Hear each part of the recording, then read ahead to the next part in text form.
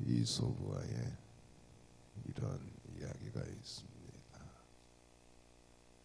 동물들과 새들의 전쟁이 일어났습니다. 그때 박쥐는 동물들이 유리하면 기어다니면서 동물 편에 서고, 새들이 유리하면 날아다니면서 새 편에 섰습니다. 동물들과 새들이 전쟁이 끝난 후에 박쥐의 양다리 작전을 알고 동물들과 새들로부터 배척을 당하여 어느 쪽에도 어울리지 못하고 어두운 동굴 속에 살면서 캄캄한 밤중에만 돌아다니게 되었다는 것입니다. 무슨 얘기입니까? 양다리를 걸치고 자기가 유익된 도로만 하면 어느 쪽에도 인정을 받지 못한다는 얘기입니다. 오늘 본문 말씀에도 보면 이스라엘 백성들이 이방신들과 하나님 사이에서 분명한 신앙의 선택을 요구받고 있는 것을 볼 수가 있습니다.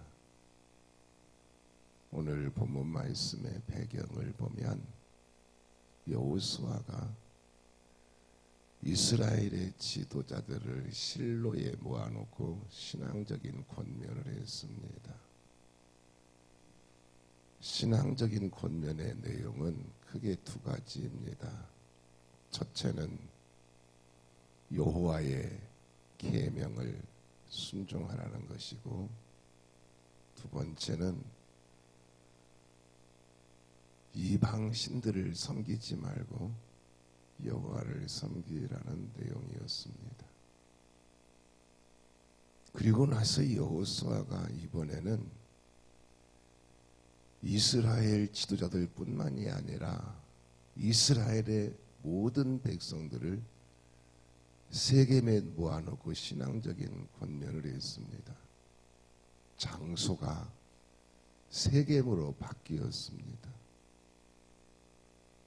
장소가 세겜으로 바뀐 것은 역사적이고 신앙적인 의미가 있는 곳이기 때문입니다.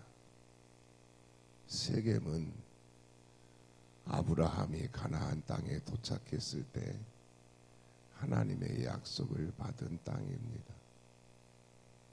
또 야곱이 가족과 함께 베델로 올라가기 전에 이방 신상들을 상수리 나무 아래에 묻은 땅입니다. 또 가나안 정복 초기에 제단을 쌓고 여호와의 율법을 선포한 땅입니다. 여호수아는 이스라엘의 지도자들과 이스라엘 백성들을 역사적이고 신앙적인 의미가 있는 세겜에 모아놓고 마지막 유언과 같은 말을 한 것입니다.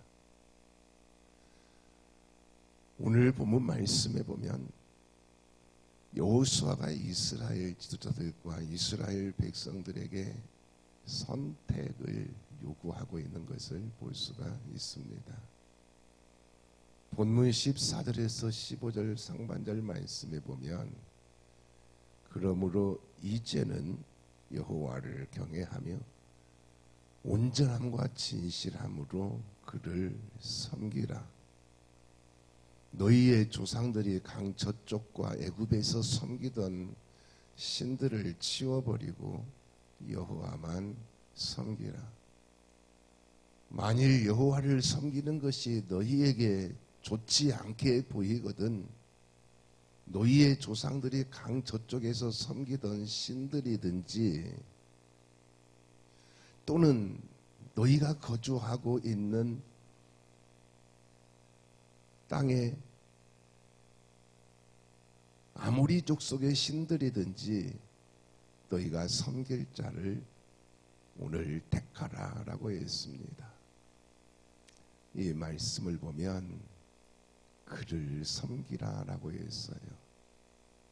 또 여호와만 섬기라라고 했습니다. 또 너희가 섬길 자를 오늘 택하라라고 했습니다. 특히 이 말씀을 보면 오늘 택하라라고 했어요. 우상을 섬기든지 여호와를 섬기든지 오늘 택하라는 말씀입니다. 이스라엘 백성들은 선택의 기로에 섰습니다. 우상을 섬기든지 여호와를 섬기든지 선택의 기로에 섰습니다. 여호수아는 이스라엘 백성들에게 선택의 자율권을 주었습니다. 만일 여호와를 섬기는 것이 너희에게 좋지 않게 보이거든 너희의 조상들이 강 저쪽에서 섬기던 신들이든지 또는 너희가 거주하는 땅에 있는 아무리 족속의 신들이든지 너희가 섬길 자를 오늘 택하라 하고 선택의 자율권을 주었습니다. 여호수아는 이스라엘 백성들에게 선택의 자율권을 주면서도 여호수아가 바라는 것은 이스라엘 백성들이 여호와를 섬기기를 바랬습니다. 지금도 그렇습니다. 지금도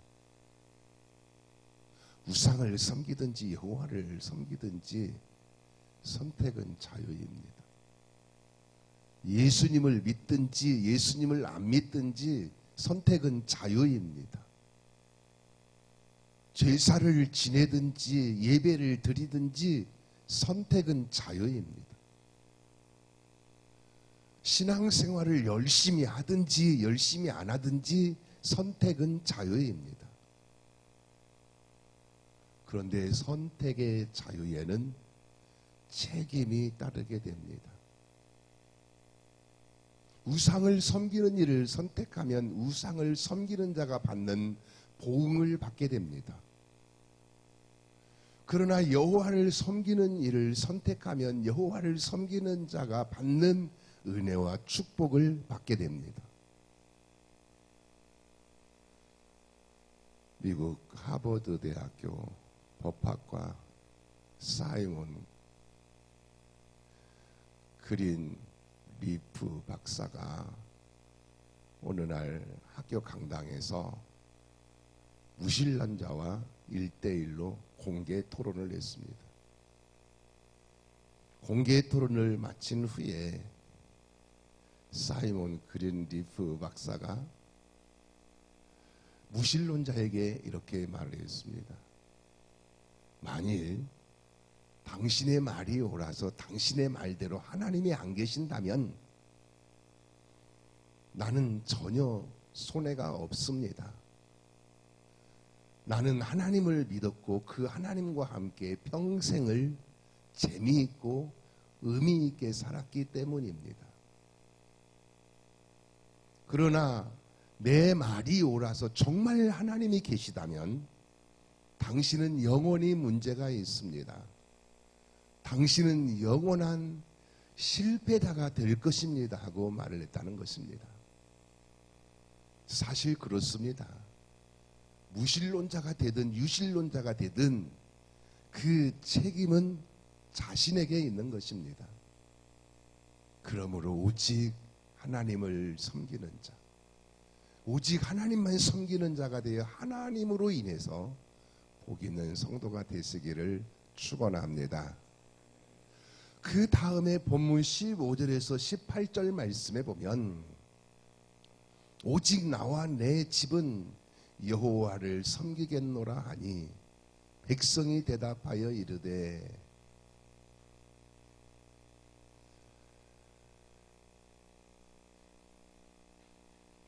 우리가 결단코 여호와를 버리고 다른 신들을 섬기기를 하지 아니하리니 이는 우리 하나님 여호와께서 친히 우리와 우리 조상들을 인도하여 애굽 땅 종되었던 집에서 올라오게 하시고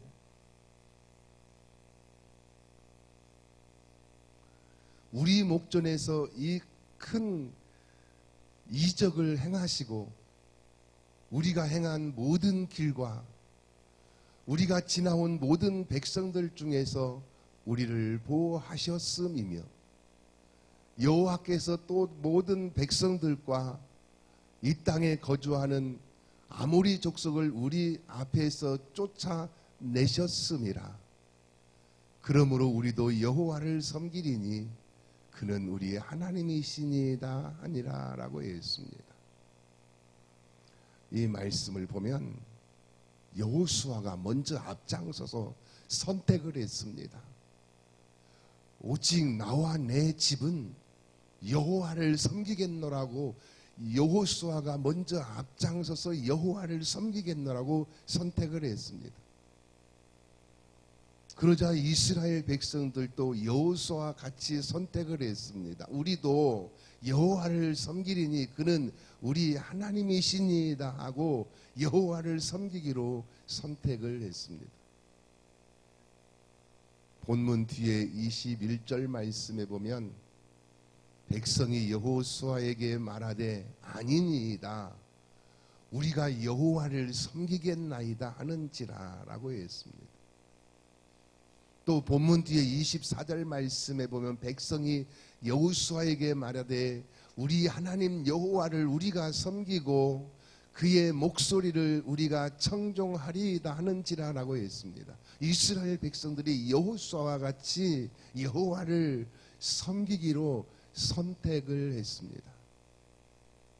그러자 여호수아가 돌을 가져다가 상수리 나무 아래에 세우고 여호수아와 이스라엘 백성 사이에 신앙의 약속을 증거물로 삼았습니다. 그리고 나서 여호수아가 110세에 열조에게로 돌아갔습니다. 저는 오늘 본문 말씀을 보면서 이런 생각을 해보았습니다. 제가 이 자리에서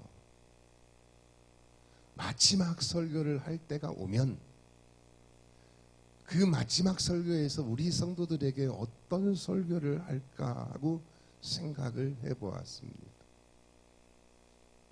또 가족들에게 마지막 말을 해야 할 때가 오면 어떤 말을 해야 할까 하고 생각을 해보았습니다.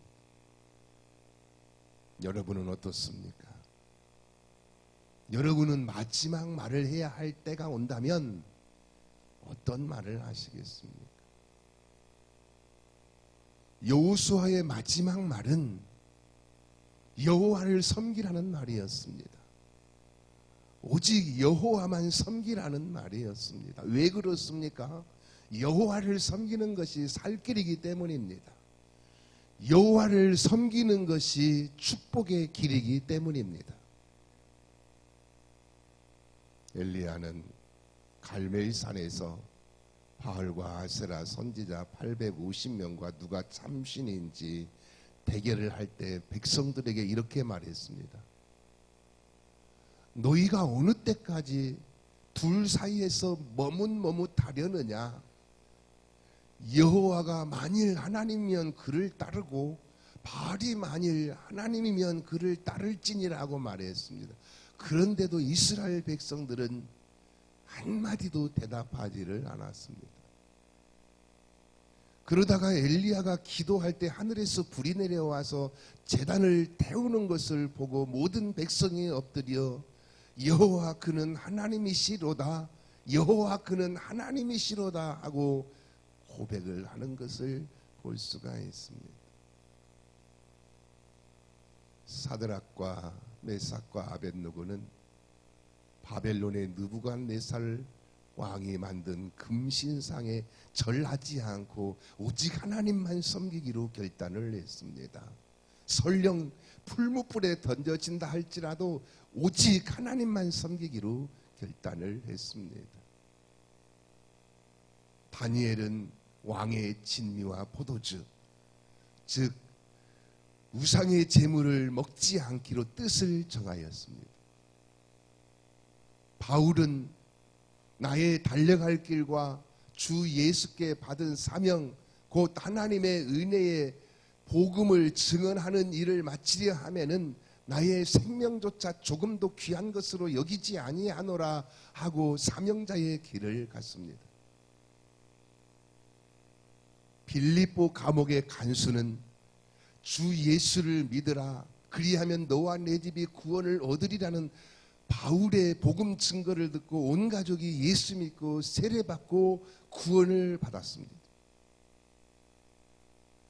오늘 본문 말씀에 나오는 이스라엘 백성들도 여호수아가 그를 섬기라, 여호와만 섬기라, 너희가 섬길 자를 오늘 택하라고 할 때 우리도 여호와를 섬기리니 그는 우리 하나님이시니이다 하고 하나님을 섬기기로 선택하고 결단을 했습니다. 영국의 설교가 찰스 스펄전 목사님은 이런 말을 했습니다. 자녀를 경건하게 기르고 싶습니까? 우리가 흙으로 돌아간 뒤에도 후손들이 하나님을 섬기면 좋겠습니까? 그렇다면 그들도 하나님을 경외하도록 함께 예배드리며 신앙 훈련을 시키십시오 하고 말했습니다. 여호수아는 자신만 여호와를 섬기기로 결단한 것이 아니라 내 집, 곧 온 가족이 여호와를 섬기기로 결단하게 하고 이스라엘 백성들도 여호와를 섬기기로 결단하게 했습니다. 왜냐하면 여호와를 섬기는 것이 자신이 살고 가족이 살고 집안이 살고 민족이 사는 축복의 길이었기 때문입니다. 여호와가 참 신이었기 때문입니다. 우상이 참 신이 아니라 여호와가 살아계신 참 하나님이시요 참 신이시기 때문입니다.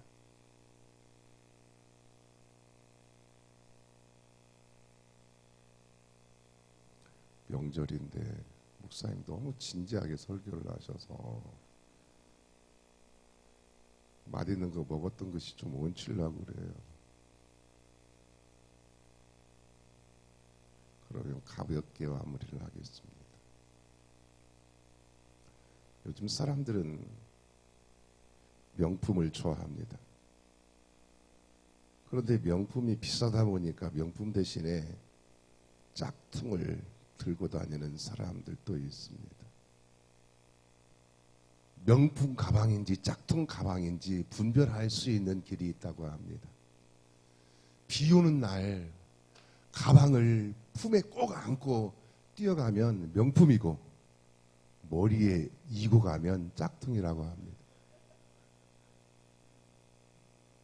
지하철에서 가방을 무릎 위에 올려놓고 손으로 꼭 잡고 있으면 명품이고 선반 위에 올려놓으면 짝퉁이라고 합니다. 가방을 친구에게 절대로 안 빌려주면 명품이고 친구에게 쉽게 그냥 빌려주면 짝퉁이라고 합니다. 값이 얼마인지 정확하게 알고 있으면 명품이고 값이 얼마인지 잘 모르면 짝퉁이라고 합니다. 주일날 예배 드릴 때 들고 오면 명품이고 캄캄한 새벽 예배 때 들고 오면 짝퉁이라고 합니다. 우리 집에도 짝퉁이 하나 있습니다. 샤넬 핸드백입니다. 저는 지금까지 사모한테 명품을 사준 적이 단 한 번도 없습니다. 그런데 짝퉁 샤넬 핸드백을 한번 사주었습니다. 오래전에 사모랑 같이 중국을 갔는데 가이드가 쇼핑을 시켜주었습니다. 그때 가방이 많이 있는 가게에 들어갔는데 마음에 드는 핸드백이 있어서 보니까 샤넬이었습니다. 종업원한테 얼마냐고 물어보니까 30만 원이라고 했습니다. 샤넬 핸드백이 30만 원이니까 짝퉁이죠. 그래서 제가 5만 원밖에 없다고 했습니다. 그러자 종업원이 20만 원만 달라고 했습니다. 저는 5만 원밖에 없다고 했습니다. 그러자 종업원이 15만 원만 달라고 했습니다. 저는 계속 5만 원밖에 없다고 했습니다. 그랬더니 종업원이 10만 원만 달라고 했습니다. 저는 끝까지 5만 원밖에 없다고 그랬습니다. 그래서 결국 샤넬 핸드백을 5만 원에 샀습니다. 짝퉁입니다. 사모가 샤넬 핸드백을 들고 다니거든 짝퉁인 줄 아시기 바랍니다. 가끔 들고 다닙니다. 결혼식 갈 때라든지. 짝퉁입니다. 무슨 얘기입니까? 우상은 신이 아닙니다. 우상은 짝퉁입니다. 하나님이 참 신이십니다. 하나님을 선택하여 하나님을 섬기는 자가 참 신을 섬기는 지혜 있는 자입니다. 그러므로 오늘 본문 말씀에 나오는 여호수아처럼 오직 하나님만 섬기고 가족들도 오직 하나님만 섬기게 하고 다른 사람들에게도 신앙의 영향을 미치며 사는 진정한 믿음의 사람이 되시기를 예수님의 이름으로 축원합니다. 기도드리시겠습니다.